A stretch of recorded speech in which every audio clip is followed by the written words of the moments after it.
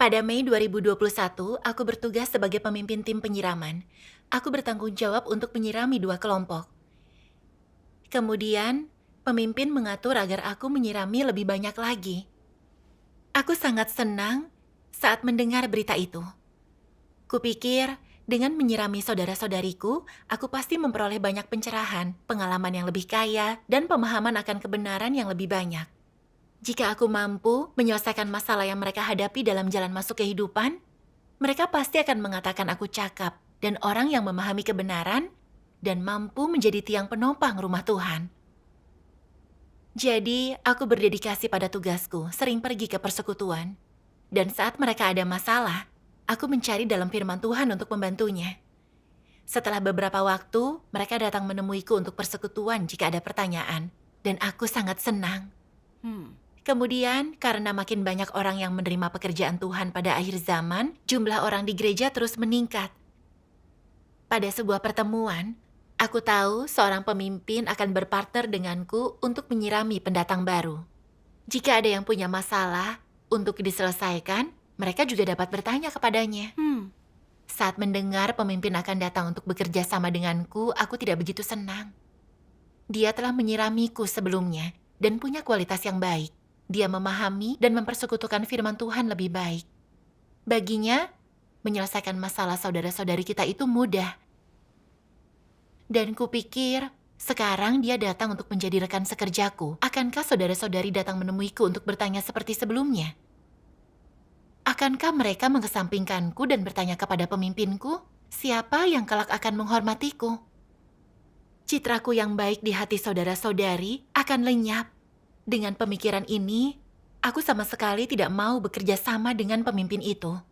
Saat itu, aku merasakan perasaan krisis. Aku berpikir, hal ini tak boleh kubiarkan. Aku harus mempertahankan tempatku di hati saudara-saudari. Aku harus memberitahu mereka, jika mereka menghadapi kesulitan yang membutuhkan satu bagian firman Tuhan, mereka dapat bertanya kepadaku dan akan kubantu. Sejak saat itu, ketika mendengar saudara-saudari dalam keadaan buruk atau menghadapi kesulitan, aku segera bersekutu. Karena takut pemimpinku akan sampai lebih dulu. Aku juga bertanya secara pribadi apakah mereka membutuhkan bantuan atau tidak, dan memberitahu jika mereka punya pertanyaan, mereka dapat menghubungiku untuk meminta bantuan. Kupikir dengan begitu, saat pemimpin menghubungi mereka, mereka akan mengatakan bahwa aku telah membantunya. Namun, segala sesuatunya tidak berjalan semulus seperti yang kurencanakan. Aku tidak mampu mengetahui masalah yang mereka tanyakan padaku dan tidak tahu cara menyelesaikannya. Tapi aku tak mau bertanya ke pemimpin. Kupikir, jika aku bertanya ke pemimpin, dia akan berpikir aku tak memahami kebenaran dan tak banyak membaca firman Tuhan. Aku tak mampu menyelesaikan masalah. Jika pemimpin itu menyelesaikan masalah saudara-saudari, mereka akan berpikir aku tak cakap dan tidak mampu membantu mereka. Aku tidak mau memperlihatkan kepada mereka bahwa aku tidak mampu. Aku ingin mereka tahu aku mampu melakukan tugas ini, agar mereka akan terus bertanya kepadaku saat mereka punya pertanyaan. Namun, sulit bagiku untuk membantu saudara-saudariku sendirian. Ada hal yang belum kualami dan tidak tahu cara mempersekutukannya. Dan terkadang membutuhkan waktu beberapa hari untuk menyelesaikan masalah mereka. Dan saat yang lainnya datang menemuiku untuk bertanya, aku tak punya waktu itu. Tak terasa, sebulan berlalu dengan cepat. Dan karena aku tidak mampu membantu tepat waktu, masalah mereka tetap tidak terselesaikan. Dan mereka terus berada dalam keadaan yang buruk. Jika saja aku memberitahu pemimpin tentang hal yang tak kupahami ini, kami pasti telah mencari firman Tuhan untuk membantu mereka. Dan masalah mereka pasti telah diselesaikan dengan cepat. Iya, Namun tidak kulakukan, karena aku hanya ingin mempertahankan citraku. Saat melakukan hal ini, aku sedikit merasa bersalah. Aku tahu, jika terus melakukan hal ini, aku akan menghalangi jalan masuk kehidupan saudara-saudariku dan tidak melakukan tugas dengan benar. iya itu benar. Suatu hari, aku melihat satu bagian firman Tuhan yang menyingkapkan sikap orang yang keliru terhadap tugas mereka. Akan kubacakan. Baiklah.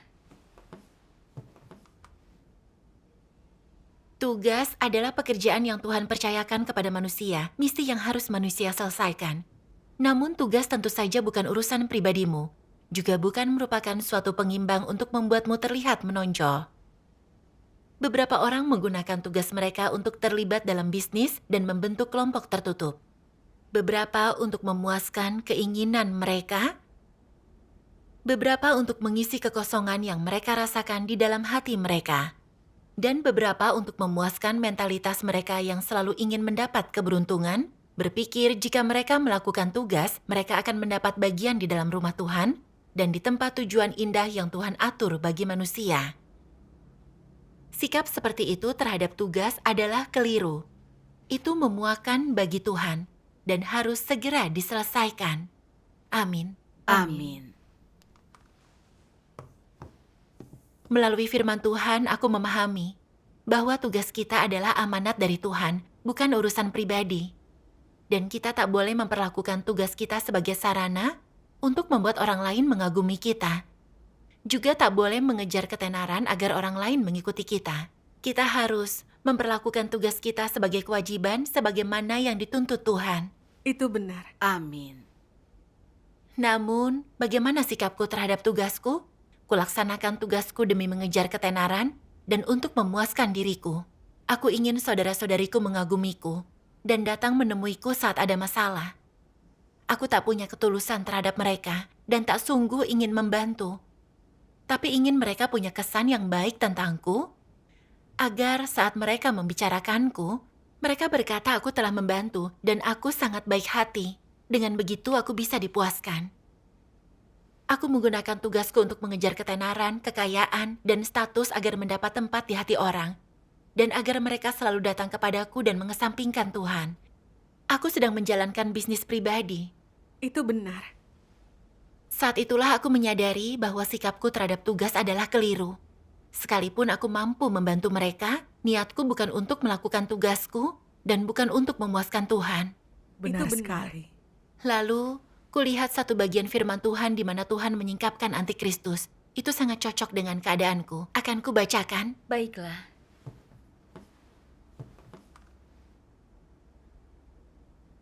Apapun konteksnya, dimanapun mereka melaksanakan tugas mereka, antikristus berusaha tidak menunjukkan kelemahan, selalu menjadi kuat, penuh kepercayaan diri, tidak pernah negatif. Mereka tak pernah menyingkapkan sudut pandang yang sebenarnya atau sikap yang sebenarnya terhadap Tuhan. Di lubuk hati, apakah mereka percaya tidak ada yang tak mampu mereka lakukan? Apakah mereka sungguh percaya bahwa mereka tidak memiliki kelemahan, kenegatifan, atau kerusakan? Sama sekali tidak. Mereka pandai berpura-pura, mahir menyembunyikan segala hal. Mereka suka memperlihatkan sisi mereka yang kuat dan luhur kepada orang-orang. Mereka tidak mau orang-orang melihat sisi mereka yang lemah dan gelap. Tujuan mereka jelas. Sederhananya untuk menjaga reputasi mereka di depan orang lain, untuk melindungi tempat yang mereka miliki di hati orang-orang ini. Mereka berpikir jika mereka membuka diri tentang kenegatifan dan kelemahan mereka, jika mereka menyingkapkan sisi mereka yang memberontak dan rusak, ini akan menjadi ancaman besar bagi status dan reputasi mereka. Lebih banyak kerugian daripada keuntungannya. Jadi, mereka lebih suka menyembunyikan kelemahan dan pemberontakan mereka. Jika tiba suatu hari saat semua orang melihat sisi mereka yang lemah dan memberontak, mereka harus terus berpura-pura. Mereka berpikir jika mengakui bahwa mereka punya watak yang rusak, bahwa mereka orang biasa, orang kecil dan tidak penting, mereka akan kehilangan tempat mereka di hati orang-orang dan akan gagal total. Jadi apapun yang terjadi, mereka tidak bisa begitu saja membuka diri kepada orang-orang. Apapun yang terjadi, mereka tidak bisa memberikan kekuasaan dan status mereka kepada orang lain. Sebaliknya, mereka berusaha untuk bersaing dan takkan pernah menyerah. Amin. Amin. Setelah membaca bagian ini, aku memahami bahwa antikristus menyukai status. Untuk menjaga citra mereka di hati orang lain, mereka tak pernah memberitahu tentang kesulitan mereka karena takut semua orang akan melihat kekurangannya. Bahkan saat ada kesulitan dalam tugas, mereka berpura-pura. Sehingga orang lain melihat mereka sebagai yang maha kuasa dan memahami kebenaran. Inilah keadaanku. Bahkan saat tak mampu menyelesaikan masalah, aku tak meminta bantuan siapapun. Aku ingin membangun citra yang baik di hati orang, untuk membuat orang berpikir aku tak punya kelemahan atau kekurangan, dan mampu membantu menyelesaikan masalah mereka, sehingga tidak perlu bertanya kepada orang lain. Aku juga takut memimpin kami akan membantu mereka, yang akan membuatku kehilangan posisi dan citraku. Untuk mempertahankan posisiku, aku berpura-pura mampu menyelesaikan masalah. Aku memilih menghabiskan waktu untuk mencari sendiri, bukan mencari dari pemimpin. Akibatnya, aku menghalangi jalan masuk kehidupan saudara-saudariku. Aku sadar bahwa watakku yang rusak itu serius, dan aku seorang munafik. Aku teringat bagaimana pada zaman kasih karunia, orang Farisi terlihat rendah hati dan toleran. Mereka sering berdoa di persimpangan jalan atau menjelaskan kitab suci. Mereka punya citra yang baik di hati orang-orang. Tapi sebenarnya, mereka munafik, congkak, jahat. Mereka tak punya ketaatan atau takut akan Tuhan. Dan yang mereka lakukan adalah tidak menaati firman Tuhan. Sebaliknya, mereka menipu orang dengan perilaku yang baik dan menciptakan ilusi untuk membuat orang lain mengagumi mereka. Aku sadar bahwa aku munafik seperti orang Farisi dan sedang menempuh jalan antikristus yang menentang Tuhan. Kemudian aku melihat satu bagian firman Tuhan.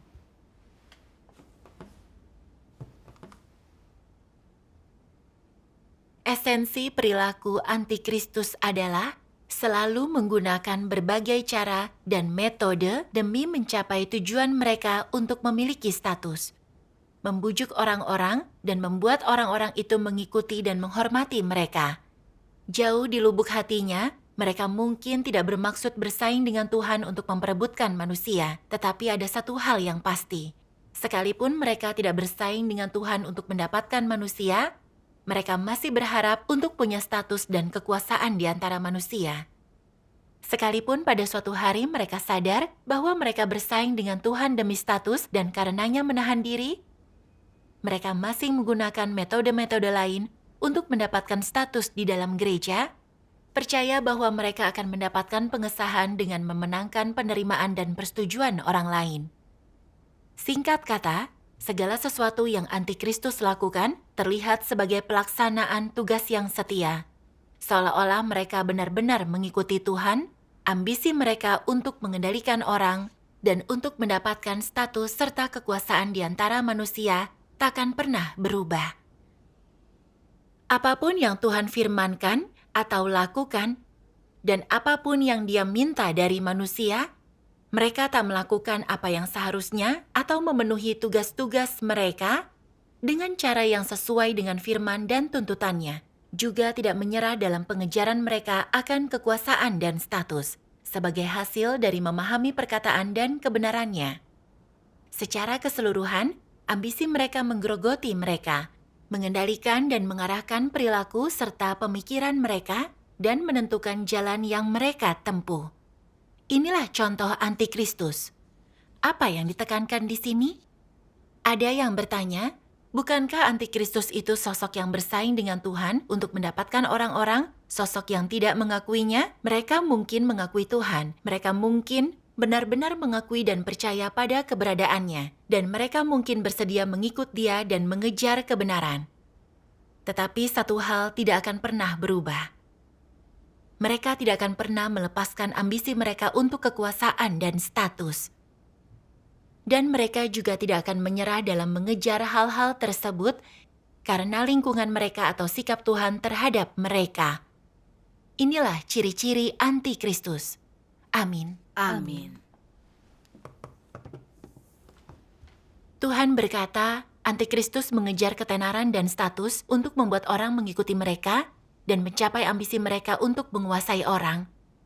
Mereka bersaing dengan Tuhan. Inilah tepatnya jalan yang kutempuh.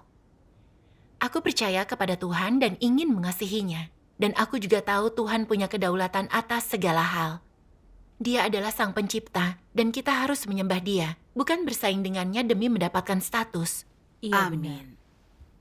Namun aku ingin membuat orang mengagumiku lewat tugasku untuk mendapatkan tempat di hati orang-orang. Bukankah ini namanya bersaing dengan Tuhan? Saat orang memujaku, tak ada tempat bagi Tuhan di hati mereka. Dan saat mereka ada masalah, alih-alih berdoa kepada Tuhan, mereka datang kepadaku. Aku telah membawa orang ke hadapan diriku, dan aku sedang menempuh jalan antikristus. Aku teringat pada pendeta dan penatua di dunia keagamaan. Dan meskipun mereka mengkhotbahkan Injil, menafsirkan Alkitab dan memberikan berkat, tujuannya adalah agar orang percaya menghormati dan mengikuti mereka. Setiap kali orang percaya punya pertanyaan, mereka akan datang menemui pendeta. Bahkan saat mendengar tentang kedatangan Tuhan dan ingin menyelidiki, mereka mencari persetujuan pendeta. Ini membuat orang memperlakukan mereka sebagai Tuhan. Para pemimpin agama ini menjalankan kendali yang kuat atas orang-orang. Tak ada tempat bagi Tuhan di hati mereka, dan mereka memusuhi Tuhan. Benar. Aku pun sama. Aku ingin saudara-saudariku mengikutiku. Aku tidak ingin rekan sekerja. Dan untuk membujuk dan mendapatkan status di antara mereka, aku berkata, jika ada masalah datanglah padaku dan aku akan membantu. Bukankah ini berarti aku juga ingin mengendalikan mereka? Sebenarnya, aku belum lama percaya kepada Tuhan dan baru memiliki sedikit pengalaman. Aku tak bisa mengerti masalah saudara-saudariku. Sendirian, aku sungguh tak mampu membantu mereka. Tapi, aku tetap tak meminta bantuan pemimpin. Ini sangat congkak dan tak masuk akal. Setelah itulah aku menyadari bagaimana aku berperilaku sama seperti antikristus. Persekutuanmu memperjelas betapa seriusnya inti dari masalah ini. Mengejar kekaguman dalam tugas kita dan ingin mendapat tempat di hati orang adalah bersaing dengan Tuhan, hal yang sangat menyinggung watak Tuhan. Iya. Dulu, saat membicarakan antikristus di pertemuan, itu membuatku gugup karena aku takut menjadi antikristus. Tapi aku berpikir, hanya pemimpin tingkat atas yang bisa menjadi antikristus. Dan hanya sebagai pemimpin tim, aku tak akan mampu menempuh jalan itu. Namun, aku sadar pandangan ini keliru. Aku tak akan pernah tahu tanpa penghakiman firman Tuhan. Dan aku mungkin telah melakukan lebih banyak kejahatan dan ditolak serta disingkirkan oleh Tuhan seperti orang Farisi. Benar. Aku bersyukur kepada Tuhan karena telah mencerahkan dan membimbingku untuk menyadari hal ini. Dan aku tahu aku harus bertobat. Aku tak lagi mengejar ketenaran dan status dan melaksanakan tugas sesuai dengan tuntutannya. Amin. Lalu, aku membaca bagian lain firman Tuhan. Mari kita saksikan videonya. Baiklah.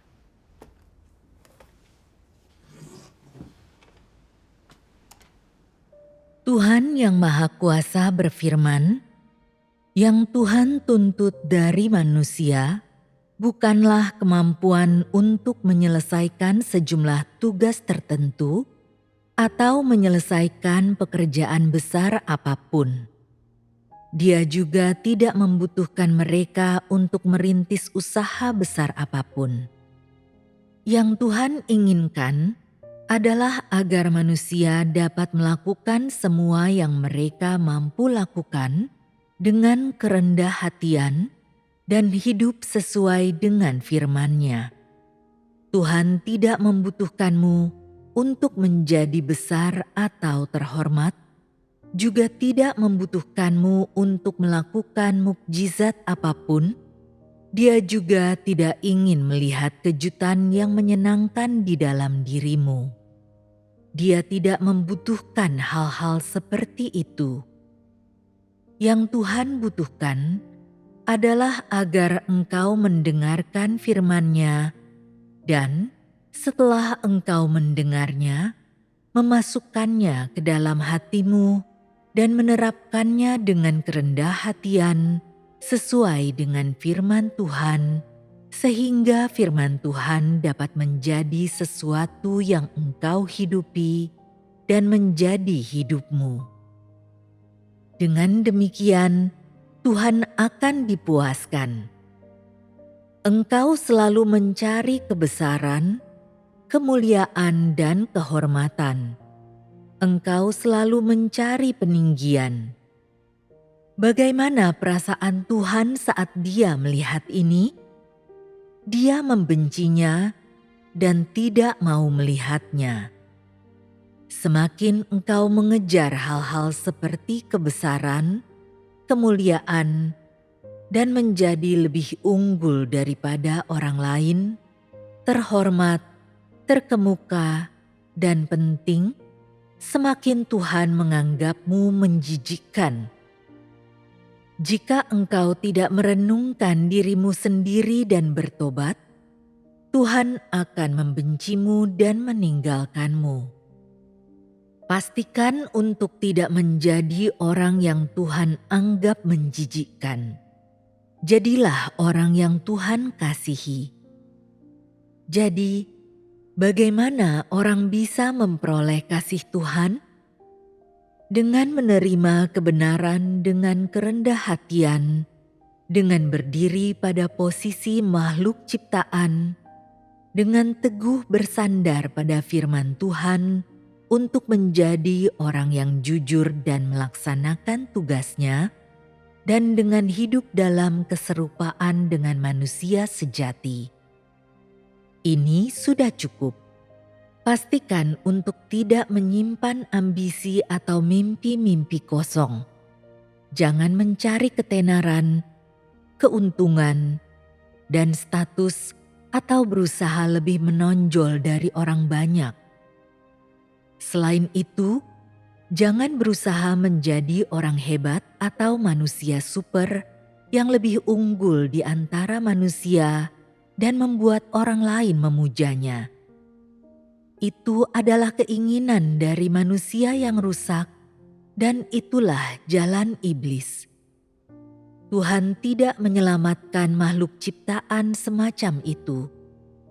Jika beberapa orang tetap mengejar ketenaran, keuntungan, dan status serta menolak untuk bertobat, maka tidak ada lagi yang bisa diperbaiki dari mereka, dan hanya ada satu hasil bagi mereka: disingkirkan. Sekarang ini, jika engkau cepat dalam berbalik arah dan bertobat, maka masih ada waktu. Tetapi bila saatnya tiba dan pekerjaan Tuhan berakhir dan bencana menimpa, orang yang mengejar ketenaran, kekayaan, dan status, serta menolak untuk bertobat, semuanya akan disingkirkan. Engkau semua harus jelas tentang orang macam apa yang diselamatkan oleh pekerjaan Tuhan dan apa arti keselamatannya bagi manusia.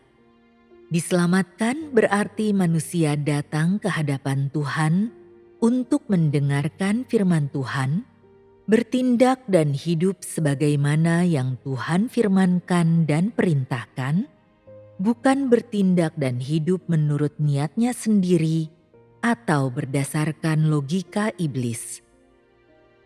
Jika engkau tidak menerima firman Tuhan dan tetap hidup menurut falsafah iblis dan menurut watak iblis, serta menolak untuk bertobat, maka engkau bukanlah jenis orang yang diselamatkan oleh Tuhan.